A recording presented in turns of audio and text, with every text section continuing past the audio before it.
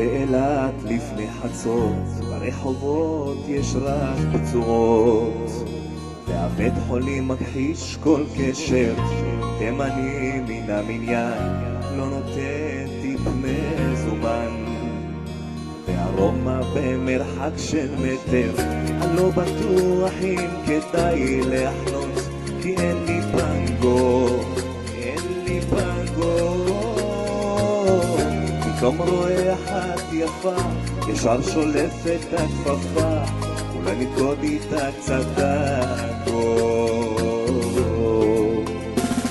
היא מזמינה הפוך לשנינו ואני חושב על החשבון, איזה חשבון עושה פרצוף של סלק, רוצה גם טרמפ הביתה והיא גרה בסוף של שחמון, וזה עולה המון כי התייקר הדלק.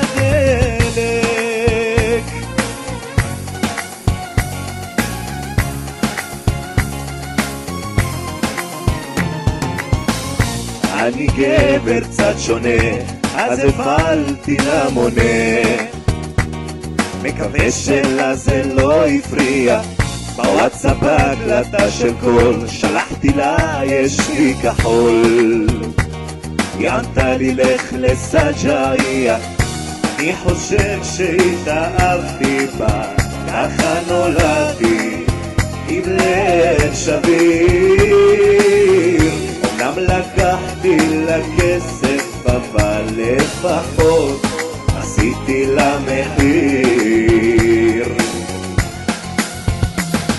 למחרת שוב התקשרתי, היא אמרה לי שאני מטריד וקצת מפחיד, מחריד כמעט כמו דאעש, לעסתי מסטיק של בזוקה לגלות את העתיד, כי זה מחשיד שהיא לא מאוהבת. היא מזמינה הפוך לשנינו ואני חושב על החשבון, איזה חשבון יא וואדי, רוצה גם טרמפ הביתה והיא גרה בסוף של שחמון, וזה עולה המון.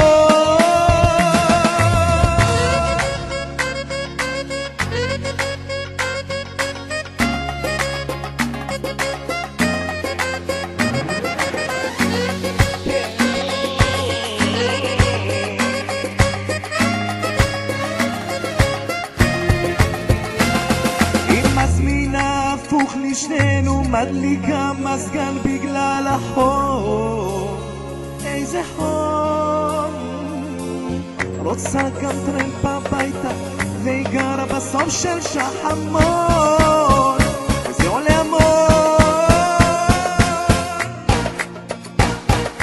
ואני חושב על החשבון, איזה חשבון,